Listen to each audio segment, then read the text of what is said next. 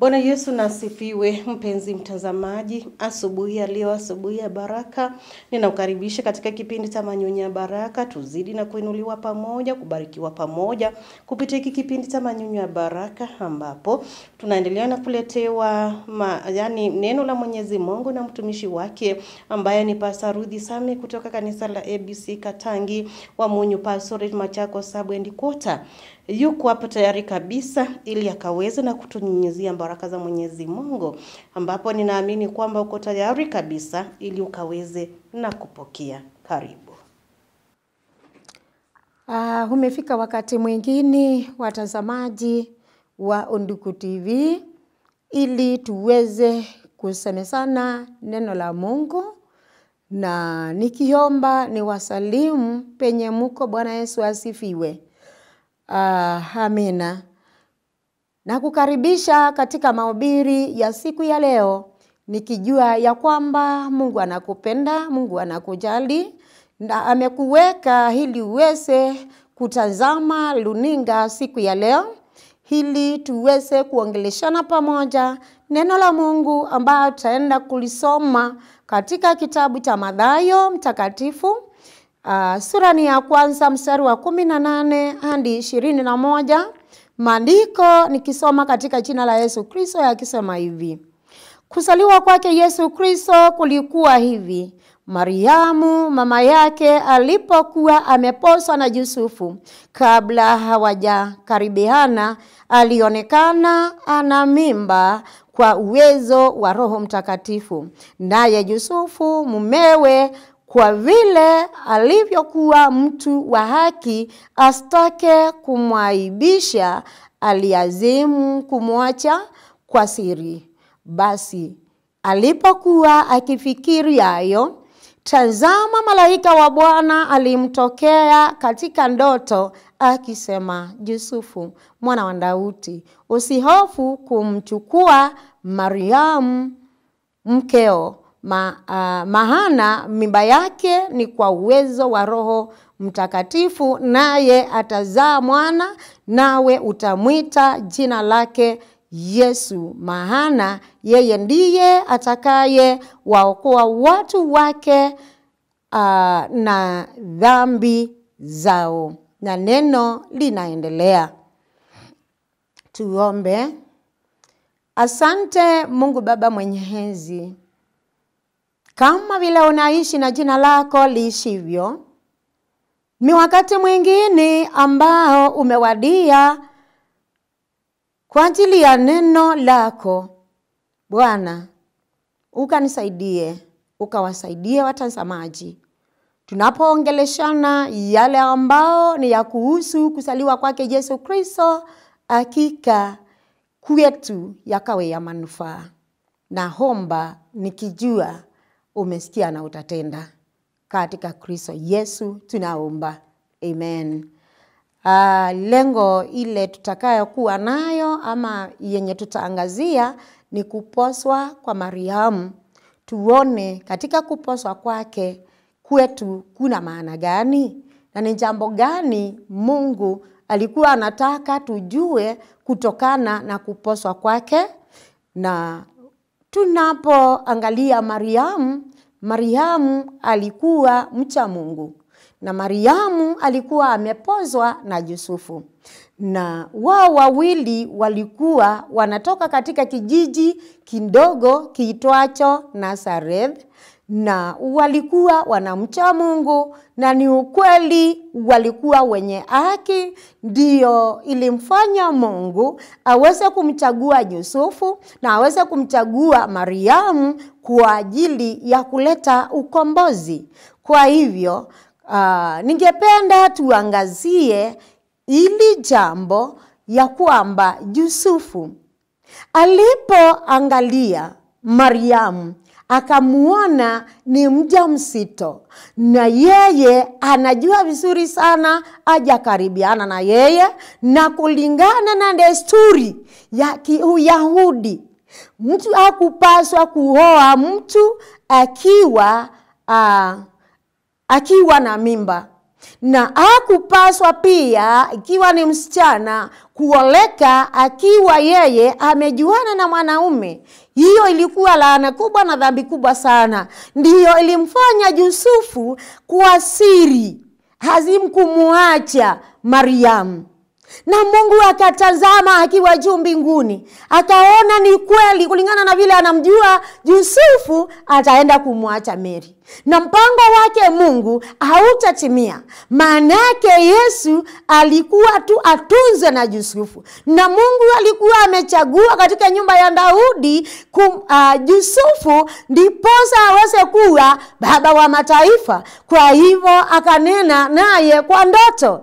Akatuma malaika kumwambia ya kwamba, wewe Yusufu usiongope, manake unayoyaona kwa Mariamu kwa kweli sio kwa uwezo wa mwanadamu, ni kwa uwezo wa Roho Mtakatifu. Kwa hivyo mimba yake ilikuwa ni kwa uwezo wa Roho Mtakatifu. Manake ni Mungu alitumana na Yesu Kristo kama Mungu akaingia ndani ya tumbo ndiposa aweze kuzaliwa kama mwanadamu. Na kama vile Biblia inatuhimiza mahali kwingi na kwingi, ni ya kwamba nguvu za mwanadamu hazikumuingia Mariamu. Kwa sababu kwa mtu wa kwanza alizaa watoto kwa nguvu za kibinadamu, lakini kwa wakati huu ni kwa nguvu za Roho Mtakatifu.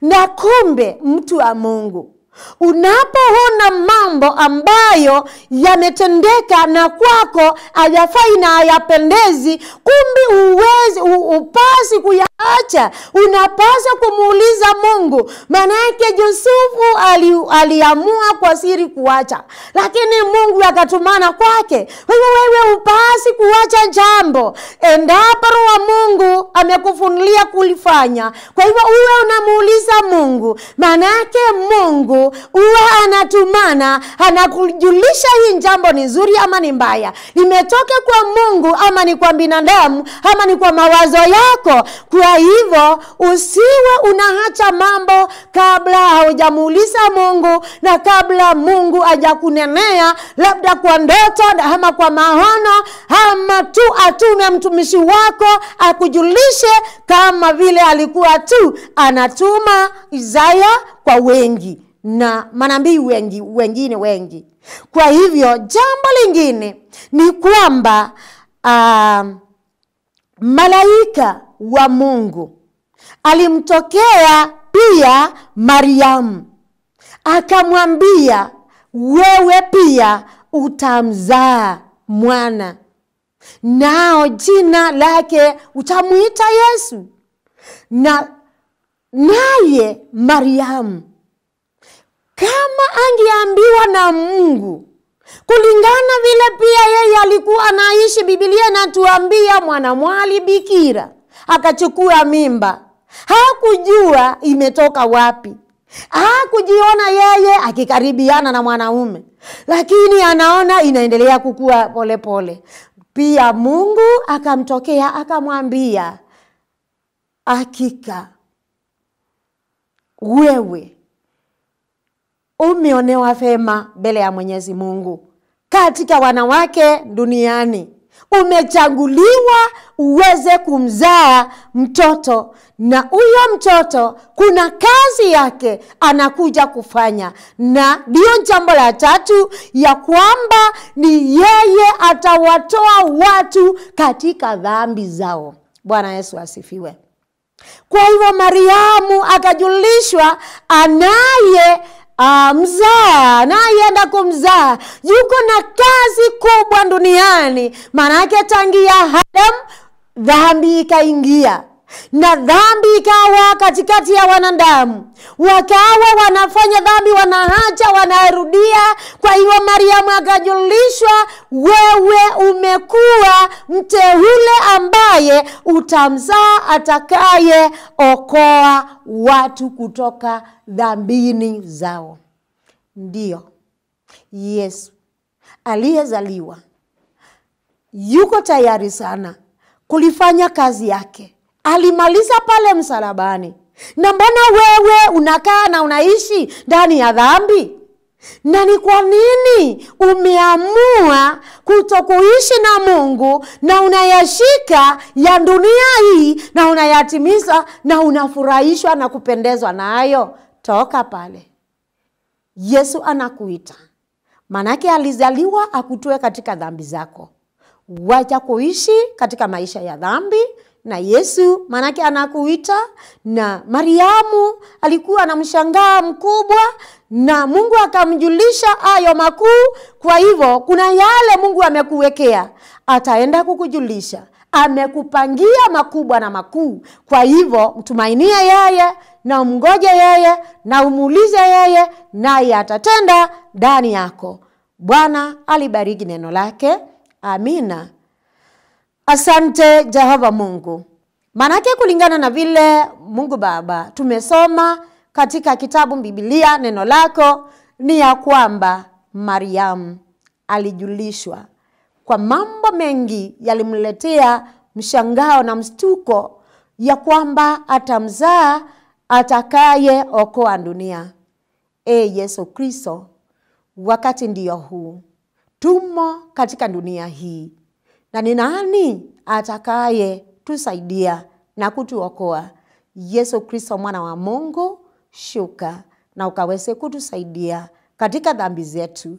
Na Mfalme, endapo tutasiacha, najua ya kwamba tutaitwa wanako na utatubariki na utatuinua kwa mambo mengi, utajionyesha na kujidhihirisha. Naomba yote na ni kwa ajili ya Yesu Kristo aliye Bwana na mwombezi wetu tunaomba. Amen. Shalom. Mungu hutimiza ahadi zake kwa njia tofauti, ambapo siku ya leo tumeweza na kuona kwamba Yesu alizaliwa, ama aliweza na kuzaliwa sio kwa bahati, bali kwa kusudi, ili kuokoa, kurejesha na kuleta tumaini jipya kwa ulimwengu. Yesu aliweza na kuzaliwa sio kwa bahati, lakini akaweze na kutuondolea hata hofu, kusudi likaweze na kutimia, akaweze na kuokoa ulimwengu na kurejesha na kuleta tumaini jipya kwa ulimwengu. Jina Yesu lina nguvu ya wokovu ama kuokoa. Bwana anaokoa. Ndani ya jina hilo kuna msamaha, uponyaji na uzima wa milele. Wewe umeweza na kumwamini Yesu, ambapo tumejua kwamba ndani hilo jina kuna uponyaji, kuna uzima wa milele, kuna msamaha. Uliweza na kumwamini ili ukaweza na kupokea msamaha. Uliweza na kumwamini ili ukaweza na kupokea ama kupata uzima wa milele, ama bado. Ninakusihi ili ukaweze na kutafakari, ukaweze na kujifikiria tena, na uone kwamba kuna haja ya kujiamulia kupokea huyu Yesu, ambapo ili jina Yesu tumeweza na kujua kwamba kuna msamaha wa kweli, ili ukaweze na kusamehewa kiukweli. Mwenyezi Mungu akaweze na kukuitikia kama mtoto katika ufalme wake. Na hapa pia tumeweza na kuona kwamba wokovu ni kazi ya Roho Mtakatifu, si ya matendo ya mwanadamu. Kazi ya Roho Mtakatifu. Ukimwamini ni Roho Mtakatifu ambaye Mungu mwenyewe aliahidi kwamba ataweza na kutuachia yeye katika uso wa dunia, atembee pamoja nasi, awe anatufundisha. Yaani Roho Mtakatifu ndiye mwalimu wetu wa kutufundisha ili usifanye, ili ukalifanye. Maana Mungu aliweza na kufika wakati mmoja akaweza na kusema kwamba hataweza na kutuacha kama watoto, yani yatima, lakini ataweza na kutuacha na Roho wake Mtakatifu. Yeye ndiye atakayewaokoa watu wake na dhambi zao. Yesu mwenyewe. Je, uliweza na kuokoka? Uliweza na kupokea wokovu? Maana huyu Maria aliweza na kubeba mimba ya Yesu Kristo, ili akaweza na kuzaliwa kwa sababu ya hiyo kazi yote, na akaweza na kutekeleza. Kama bado unjaamini, kama bado unjaokoka, kama bado unjaamini ili jina la Yesu Kristo unjalibeba, kuna haja ya kufanya hayo yote. Nitakuachia pale. Roho Mtakatifu azidi na kukufundisha, azidi na kukufunulia mengi ili ukaweze na kuelewa kiini cha neno Yesu Kristo, ama cha neno cha jina Yesu Kristo. Kwa na wakati mwema, neema ya Mwenyezi Mungu na ikubebe, na tupatane hapo saa 3:30 usiku ili tukaweze na kubarikiwa tena kupitia marudio ya hiki kipindi. Bye bye.